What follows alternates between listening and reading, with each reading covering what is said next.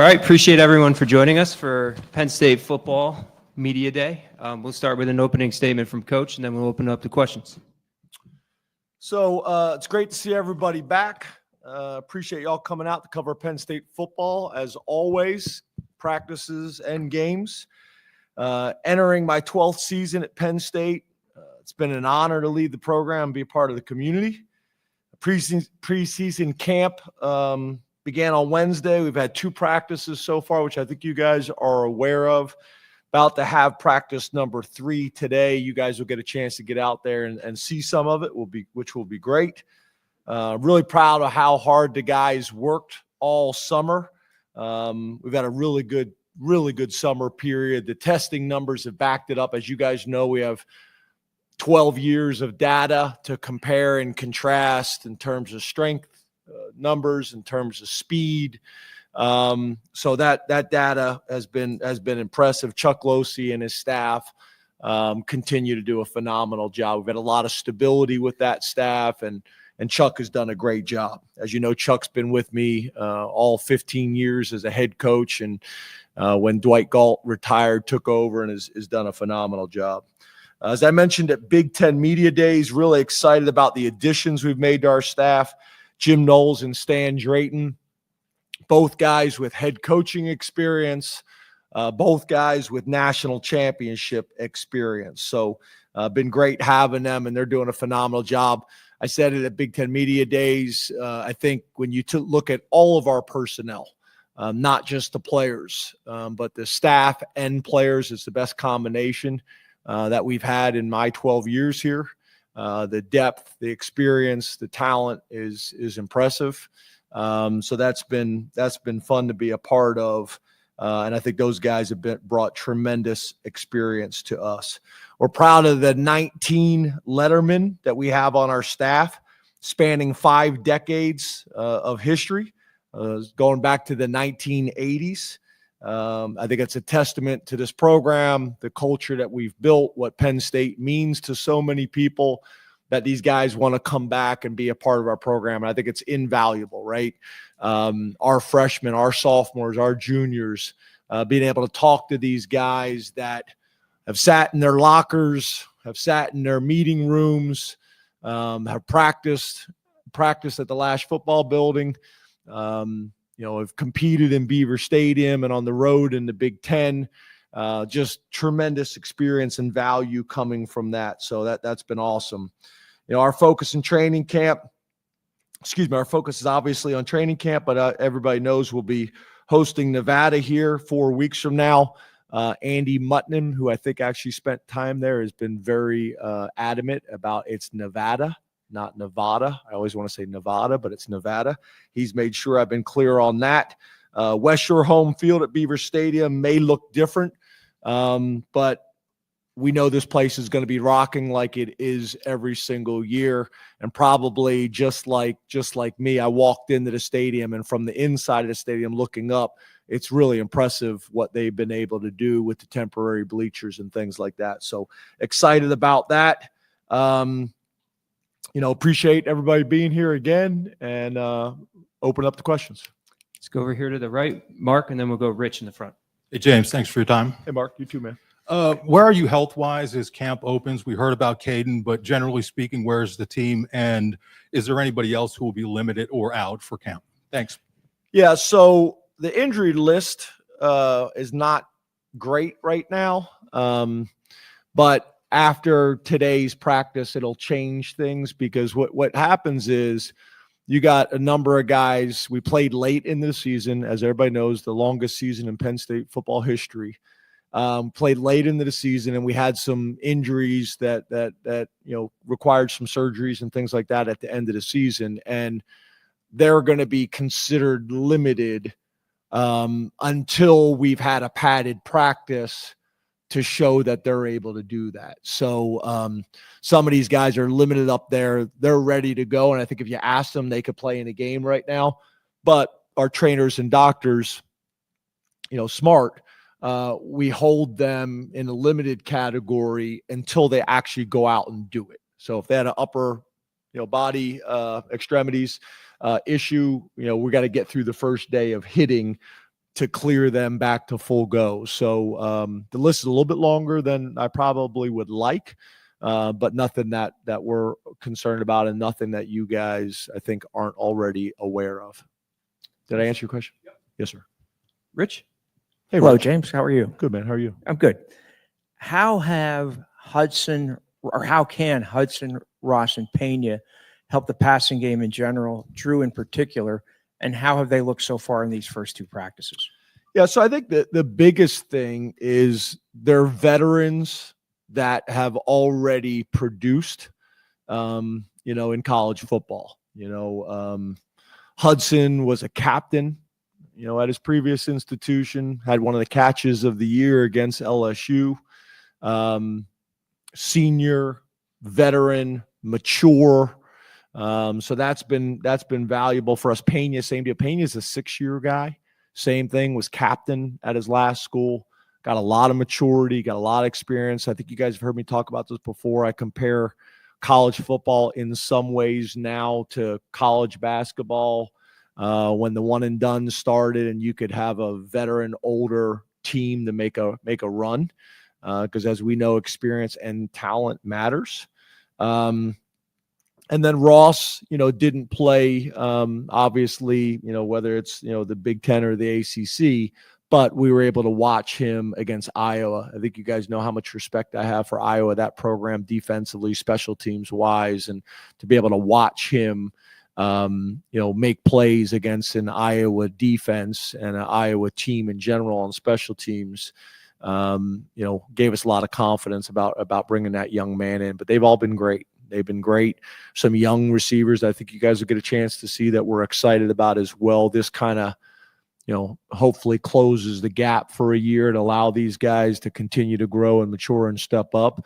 But we have more depth right now at wide receiver than we've had. And to your point, Rich, I think the biggest thing is we need more playmaking, at the wide receiver position for us to go where we want to go, in critical moments, in critical games.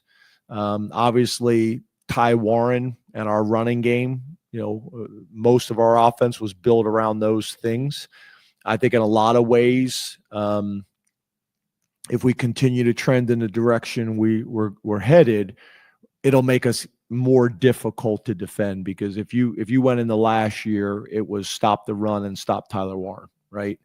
So having threats all over the field that can hurt you, making them just defend the 53 and a third, and obviously the 120 yards, I think will open up a lot of things for us. Will help us in the run game, but it's valuable. And I think Drew, having more people around him making plays for him, I think will be really valuable. We've all seen. We had our whole deal here. I forget who it was and when it was, but just chuck it deep, right? That whole thing that we went through as a community together. We went through it together, right? But there's some of that, right? Like, how many college football games have you watched, or even the NFL, where a quarterback chucks it up and it's double coverage and a receiver goes up like Allen Robinson used to always do and come down with it? You think about that play in the 4 overtime Michigan game, right? And then the announcers, whoever, saying, what an unbelievable throw or what an unbelievable play. Well, a lot of that, deals with the wide receiver making that play. So, that playmaking production from the wide receiver crew, from our tight ends. We've had as good of a tight end room over the last 5 years as anybody in the country, and we're excited again about that room. And then being able to use our 2 running backs in more ways. They grew dramatically last year's receivers. I expect them to take another step this year, and we want to be able to get them the ball in space as well. So a lot of weapons, a lot of people to use, but we're going to have to build on this every single day. Over here on the right, John. Hey, James, how are you? Good, John. How are you? Doing good. We've talked a lot, obviously, about the role that Jim Knowles is going to have in this defense, and you mentioned blending them in the past. Where do you feel like the defense is when it comes to blending a Penn State defense and a Jim Knowles defense, and how different is it with the players, specifically in the secondary? Yeah, so obviously there are some tweaks and changes, and there are every year, right? Whether we keep the same coordinators or not. But the majority of it is me having a list of guys that philosophically believe how to play defensive football, similar to us and how we have done it. We've been fortunate. I think we've had 4 defense coordinators here. Every single one of them has had a top 10 defense at Penn State. So I think that was attractive to Jim. But I think it was also attractive to Jim that when he watched our tape, there's some similarities in what he believes and vice versa. So those things help. And then once you arrive, it's, okay, what needs to change? What can stay the same? And then I think the other thing is, hopefully this is his last time doing it, but he installed the defense at Duke. He installed the defense at Oklahoma State. He installed the defense at Ohio State, and no different than everything else. Every time you go through this, you get better at it as well. So he's in a really good place. Our defensive staff's in a really good place. I think we're pretty far along, but it's still day 3. But there's some tweaks and changes in the secondary. I think there's some tweaks and changes up front too. We've been predominantly, really since Manny came, an attack front defense, and we've been predominantly a man cover team, and we'll still do those things, but there are some technique changes up front in terms of how to play blocks.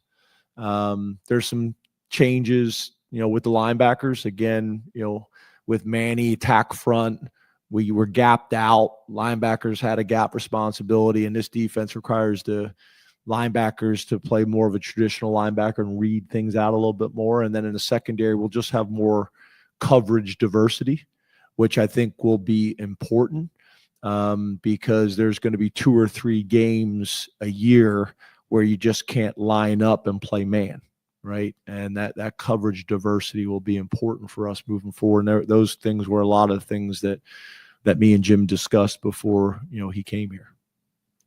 Back left, Allie. Hey, Al. James, how are you? Good. How are you? Good. I think we've talked a lot about the monetary ways that revenue sharing NIL can impact your players, but particularly now as you emerge into yet another new college football, how can those monetary discussions help players understand maybe more about contracts or the services exchange from both sides, particularly as you send guys on into the NFL and they start doing that. Now they're not doing it as rookies necessarily, but they could be doing it in college. And then you think about an alumni of this program, Micah Parsons, doing that right now with Dallas. Yeah. So as you can imagine, it's day 3 of practice. I'd love to talk about practice. I understand the question, and we don't get a whole lot of opportunities to kind of interact in the off season and talk about these things. But, what I'm trying to do is trying to get our team, which we've done a really good job. The leadership has been great about this. We have very structured in-season kind of plans of when we do football, and then a small window of time of when we do NIL and those other things. But it's obviously a part of college football, and I do think your point is a good one. I do think it prepares them for their futures. Went through this a couple years ago with Saquon. Obviously, there's some things going on with Micah, and we had a chance to speak yesterday. But at the end of the day, again, we're in football season right now, and based on how the calendar stayed the same, we're going to have to deal with some of this at the end of the season. But I sure don't want to be dealing with it right now during camp, and I sure don't want to be dealing with it, during the season. And I think that was a big part of our success, because we've all seen a ton of programs that have not handled this well, and it's become a distraction, with the coaches and with the locker room. And I think we're in a good place. With those things. So, but I understand the question. In the front, in the right, Neil. Sorry, Greg. Psych. Sorry. Maybe we'll get there, maybe. Neil? Age. Yeah. James, just wondering. What did you say? How are you? I said age trumps. Oh, age. Neil, how are you? I'm good, James. Good to see you. You too. You mentioned, quote, where you want to go. Are you guys more comfortable with the expectations this year? And how much has that been addressed with the team?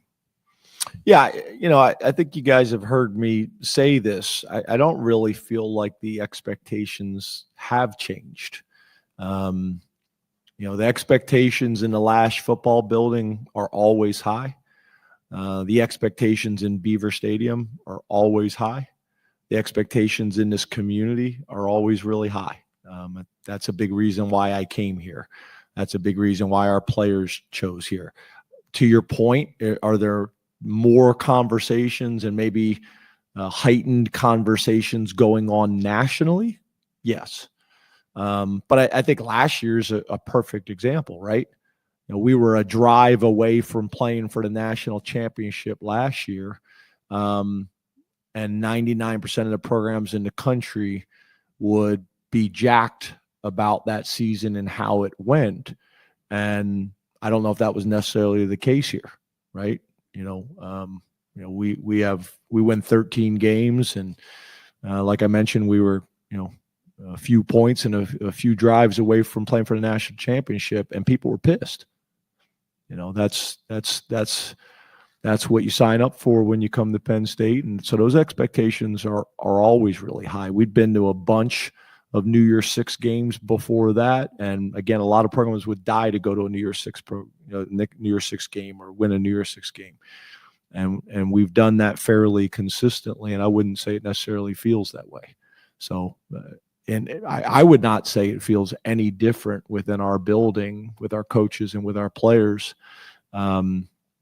But I will say this, all the hard work that they have done, the number of guys that decided to come back, they've earned those types of conversations and that attention. But I would also say to you, which I think you heard me say before, again, no one cares about preseason rankings.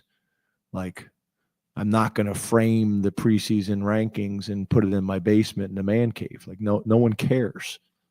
No one cares. So all that's wonderful.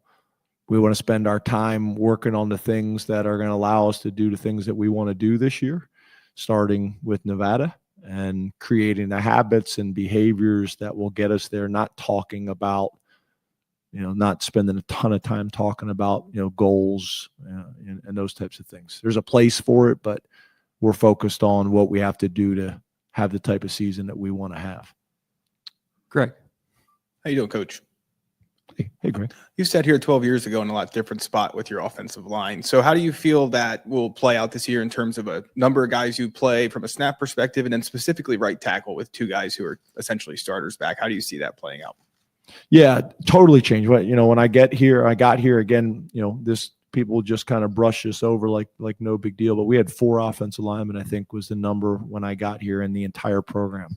And I think now we're at like 22, 25, something like that. I would love to have had Sauber, 12 years ago. You'd have been starting at center. Yes. Yeah. Just don't have very long arms. You have trouble reaching the keyboard right there, to be honest with you. But we're in a different spot, right? So that's not just good for our offense. That's good for our defense. That iron sharpens iron every single day. It also allows us, when we talk about all the different weapons that we have in terms of wide receiver, running back, tight ends, and trying to get them all in the field. You guys also saw us last year do some 6 offensive lineman sets. That is obviously helpful from a scheme standpoint, but it's also helpful from a development standpoint. When you can get 6 and 7 offensive linemen on the field, allows those guys to get some playing time. Same reason why you put 2 quarterbacks on the field at the same time.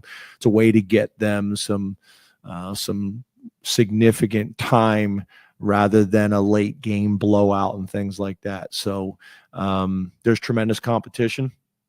I'm not sure how it's going to work out. Donko was playing as well as anybody in the country before his injury.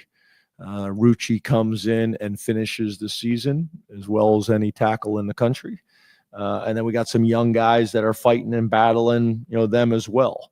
I would also say, you guys know this, we've worked hard at creating position flexibility. So a guy like Donko also has the ability to play inside. So, what we're trying to do is how do we get the best 5 guys on the field, and then how do we also create depth, with whoever our backup tackle is going to be, whoever our backup guard is going to be, whoever our backup center is going to be, the next best offensive lineman to get on the field. So all those things we're trying to figure out, during training camp. On the right, Tyler. Hey, James. Hey, Tyler. How are you today? Good, man. How are you? Asking about a couple of linebackers we didn't get a chance to see in spring. You didn't get a chance to see them on the field either, with Tony and then Amare Campbell. We saw this morning, actually, Jim named Amare his defender of the day for practice 1. So what has he shown your staff so far? And then how has Tony looked getting back into the mix? Yeah, Tony, really played most of last year with an injury that he could play with, but an injury that affected, he was not 100%. So being able to have an off season, surgery and get him right. He is strong. He is fast. He is confident. Obviously, year 3 for him. I played as a true freshman. So he's in a really good place. And we're anticipating him having a big year, but he's still got to go out and do it, But he's been very intentional all summer. Been impressive so far in camp.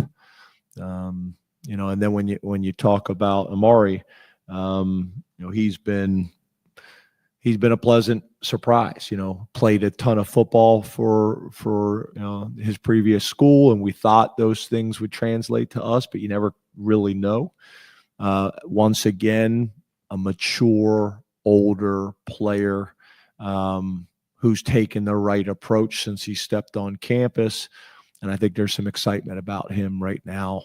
So he's created another level of competition that we hope we were going to get, but you never truly know until these guys show up on campus. And he's doing some nice things. He's really doing some nice things. Tested well this summer.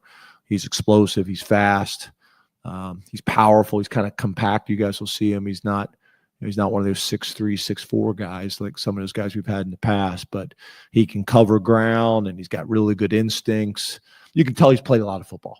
And that's going to be valuable for us, going to create some really good competitions. We talk about Rojas and DeLuca and Campbell and Wiley and Specca and Nelson. There's going to be really good competition with those guys and, Jackson, and then obviously some of the freshmen too. So it creates another layer of competition that we need. In the right middle, Bob. James, how you doing? Good, Bob. How are you? Good. You had touched upon Tyler, obviously moving on to the pros. How would you assess the tight end room going into camp, the depth that you have? And I wanted to get your thoughts on what maybe a guy like Luke Reynolds, who had benefited because Andrew actually unfortunately got hurt last year. He got a lot of playing time. He looks like he's added some good weight. What he can do for you, and just your thought on the tight ends overall and their impact on Andy's offense. I guess the first thing I would say is I don't think enough people are talking about Khalil Dinkins. Khalil Dinkins did all the dirty work last year. Every time we threw the ball to him, I think it was a touchdown. That's a little bit, being a little dramatic there, but caught a ton of touchdown passes. His touchdown to catch ratio was really good. Big, strong, physical, and his improvement in so many areas since he stepped on campus has been dramatic. I think he's got a very bright future. I think he's going to have a great year for us, and I think he's going to have a chance to play for a long time in the NFL. Rapp's another one. Rapp, was in position to play a ton last year, so losing him was significant. But to your point, we've done a really good job of recruiting and developing at that position, and Luke was ready to go and really flashed at times and did some great things. He's bigger, stronger than he was. Rapp is obviously hungry as heck to get back out there. And I think we're going to be in a position like we have been the last couple of years to have 3 tight ends that we feel like we can win with. So, I'm a big believer, as you guys know, in in true tight ends and the value that they can bring to your offense. When your tight end is really a big wide out, not as valuable. When your tight end is a slug and is just a blocker and is not a receiving threat, he's an extension of just the offensive line. That's not overly valuable either, but Ty Howell and our staff have done a really good job of identifying, recruiting, and developing true tight ends that are critical to what we want to do on offense. So those guys will continue to play a major part in our offense. But again, I think you guys know this too, is we're going to play to our strengths. If our wideouts are our best unit, we'll be in 11 personnel. If our tight ends are our best unit, we'll be in 12 personnel. If our running backs are our best unit, we'll be in 20 personnel. So they're not just competing with guys at their position. They're competing with who's going to be that 11th player to put on the field, the third wide receiver, the second tight end, or the second running back. And as you know, we'll do a little bit of all that, but it's important that we figure out what our identity is going to be and what puts us in the best position to be successful. That could also change a little bit game plan week to week as well. We got time for two more. Over on the right, Johnny. Good afternoon, James. How are you? Hey, Johnny. Good, man. How are you? Good. As Jackson and Ethan look to separate themselves in the backup quarterback battle, what are you looking to see there? And then is it necessary for that backup job to be decided by week 1? Yeah. So, that one in the spring was really tightly contested. I thought Jackson would be rusty coming back. He wasn't. He had a great spring. So we're gonna, this thing's, I think, gonna go right down to the wire. Depending if it finishes up like it did in the spring, it could continue throughout the entire year. If it's close, if there's a gap, there's a gap. But if it's close, I think the competition could go throughout the year. Whoever has the best week that week is going to be the backup quarterback type of deal, just based on how close it was this spring. Obviously, we have all the data to back that up as well in terms of completion percentage, third down percentage, touchdown to interception ratios, all those metrics that we all know are important in evaluating the quarterback position. Eliminating 3 and outs, those types of possessions. And then, we've talked about this before, whether it's an interception or not. We also grade interception-worthy throws or interception-worthy decisions. Okay, just because the DB dropped the ball, that was still a bad decision or a bad throw. So having all that data to try to compare and contrast is valuable. But we'll see. Again, it could be there's a gap, by one of them, and it's clear who the number 2 quarterback is, or this will go through the season. And to be honest with you, if it's close all season, it could go in the next year, in terms of how this whole thing plays out. So they've both made it interesting. They both have traits that you get excited about. So it'll be a really important competition. I would say that across the board, right? The 2s and the 3s, you guys don't love talking about that a whole lot, but it's going to be critical to our season. Who's the 3 running back is going to be critical. Who's the 2 quarterback is going to be critical. Who's the 5th and 6th D tackle and 5th and 6th DN is going to be critical. That's going to play a huge part in our season. And then being able to get all those guys reps in the first 3 games so we can evaluate them not just in practice but in games as well. That's going to be important too. Last question, Audrey. Hey, Audrey. James, how are you? Good, how are you? Good, thank you. I wanted to ask about your safeties and kind of how do you feel like maybe what excites you about that group? Maybe who are some of the guys that you're hoping you can learn a little bit more about this preseason? Yeah, so, Wheatley, you guys all know a ton about him. He's played a bunch of football here. I'm really proud of him. His growth and maturity since he stepped on campus I was giving him a hard time earlier today. Year 1 and year 2, we had some knockdown, drag outs. Is that the expression? What's that expression? Is that right, Rich? You like that? And we have a great relationship now. He understands what the expectations are and the standards, and is leading and is just high production, low maintenance. And I'm just very, very proud of him. And I think he's going to have a huge year. You guys all know the ball likes him. He's one of those guys, just always around the ball, got great ball skills. I think he's gonna have a big year for us. And then there's a battle, right? You got Mac, you got Lane, you got Belgrave, and you got Torrey that are really battling for not only that other starter, but also for who the third safety is going to be, who the fourth safety is going to be, and who the fifth safety is going to be.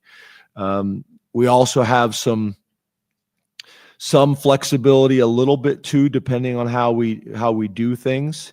Some of those corners or nickels could play into this as well when you sit here and you say, how do we get the best 11 guys on the field? And if our third corner is clearly the next best player over maybe the second or third safety, then we got to decide, how do we get all those guys on the field with the two corners, the nickel, and the safety? That's going to be really important. How do we get those 5 guys on the field and into the best spots? And then how do we create depth behind them? So it'll be an interesting battle. But Mac has been really good. I think he's happy being back. I think it's also been important. He's provided some really good messages for our guys that the grass isn't always greener. And Day Lane is super talented and is growing up every single day and being more consistent. We're excited about those other guys as well. Belgrave Shorter's had a great offseason. Torrey is a man of few words and is very businesslike and attacks it the right way. And Payne has shown some flashes. So we need those guys to continue headed in the right direction. Thank you very much, Coach. Awesome. Have a great day, guys.